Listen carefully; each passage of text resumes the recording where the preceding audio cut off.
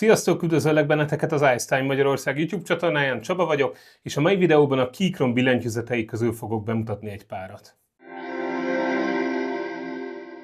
A billentyűzet szerintem az egyik leginkább alulértékelt komponense egy számítógépnek, pedig ha munkáról van szó, ez az egyik legfontosabb alkotórész. Az emberek többsége nem is tudja, hogy mennyivel hatékonyabban dolgozhatna, ha egy jó billentyűzetet használna. A felismerés sok esetben akkor jön el, amikor valaki MacBookra vált és megtapasztalja, hogy milyen egy tényleg jó billentyűzet.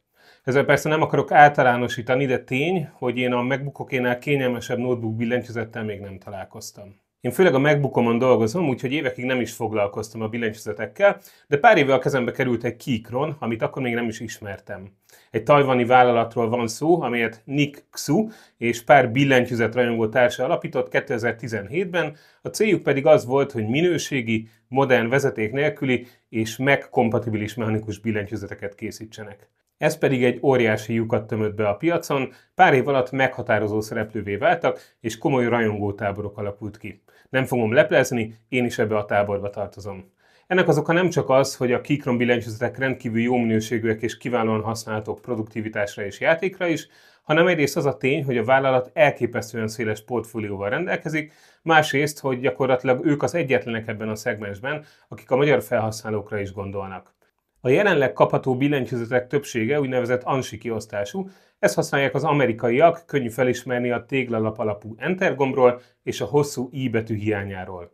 Az tehát már önmagában is egy nagy dolog, hogy a Keychron szinte mindegyik modelljéből készít a kelet-európai országok által használt ISO kiosztást is, de ezen túlmenően gyártanak magyar gombokkal rendelkező billentyűzeteket, illetve utólag megvásárolható magyar keycapeket is. Én is ilyet használok a saját Q1HL modellemen, amit kicsit moddoltam is, ez a beviteli eszközöm az Apple TV-hez, ami nyilván tudom, hogy valahol túlzás, hiszen a távirányító segítségével hangalapon is rá tudnék keresni bármilyen videóra, de egyszerűen imádom ezt a klaviatúrát. Nézzétek meg, hogy milyen gyönyörű, és hallgassátok meg, hogy milyen szépen szól.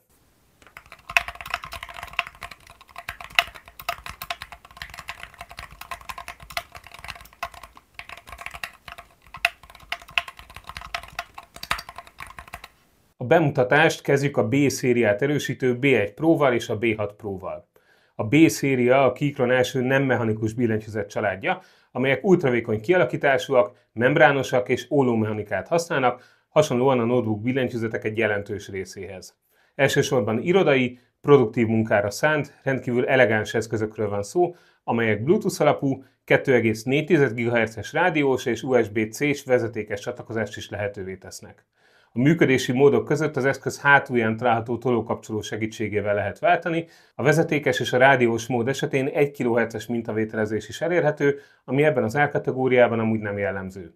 Hátul található egy másik csúszka is, ennek segítségével választható ki, hogy Apple eszközzel vagy PC-vel kívánjuk használni a kiegészítőt. A keycapek ABS-ből készültek és kellemes tapintásúak, és mint az a vágóképeken is látszik, az eszköz magyar kiosztású, a feliratok pedig egyszerre használhatók Apple eszközökkel és PC-kkel is.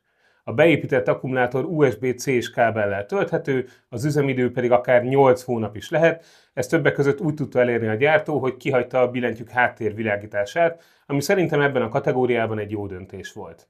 A személyre szabáshoz nincs szükség külön szoftver telepítésére, hiszen operációs rendszertől függetlenül megoldható a böngészőből, a lehetőségek a remappinget és a makrók készítését foglalják magukban. A B1 Pro és a B6 Pro között kiosztásban és méretben van különbség, előbbi egy 75%-os, utóbbi pedig egy teljes méretű billentyűzet, tehát ezen van numerikus rész is, ez nyilván azok számára hasznos, akik sokat dolgoznak számokkal.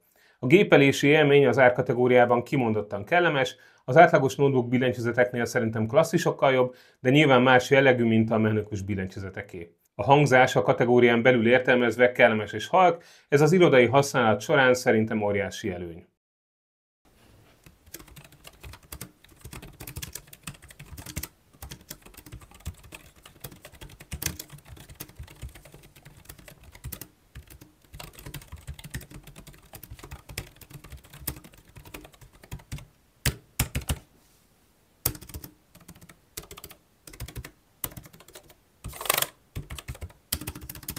Nekem kevésbé tetsző dolgot nem igazán találtam, a B Pro billentyűzetek kellemes minőségű, ultravékony, belépőszintű eszközök, amelyek irodai munkára tökéletesek és mindenféle eszközzel és módon használhatók. A K-széria tagjai már a kemény vonalas rajongók számára is tartogatnak izgalmakat. Alacsony profilú mechanikus billentyűzetekről van szó, nálam a K1, a K3 Max és a K5 Max járt.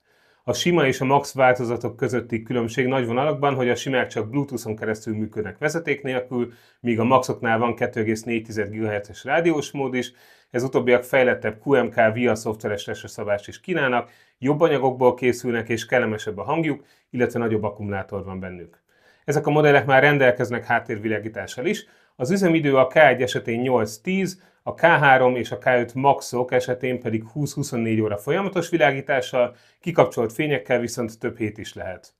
A szám a méretet jelöli, a K1 egy 80%-os, tehát TK vagy Tenkilles billentyűzet, a K3 Max egy 75%-os kompakt modell, a K5 Max pedig egy teljes méretű darab.